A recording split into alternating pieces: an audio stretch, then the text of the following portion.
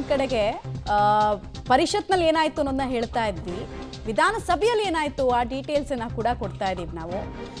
ಸದ್ಯ ಕಾಂಗ್ರೆಸ್ನ ಪರಿಸ್ಥಿತಿ ಬಗ್ಗೆ ವ್ಯಂಗ್ಯವಾಡೋದನ್ನ, ಕಾಲೆಳೆಯೋದನ್ನ ಬಿಜೆಪಿ ನಾಯಕರು ಮುಂದುವರೆಸಿದ್ದಾರೆ.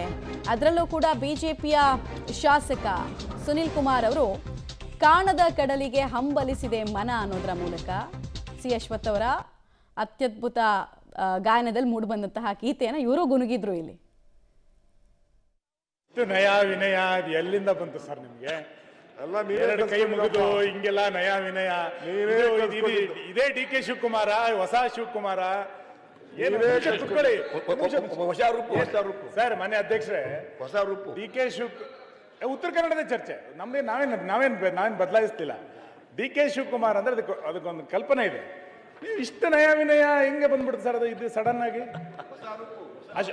ಅಶ್ವಥ್ ನಿಮಗೆ ಗೊತ್ತಿದೆ, ಸಿ ಅಶ್ವತ್ಥದೊಂದು ಹಾಡಿದೆ, ಕಾಣದ ಕಡಲಿಗೆ ಅಂಬಲಿಸಿದೆ ಮನ ಸೇರಬಲ್ಲನೆ ಒಂದು ದಿನ ಅಂತ ಒಂದು ಒಳ್ಳೆ ಸುಂದರವಾದ ಹಾಡು.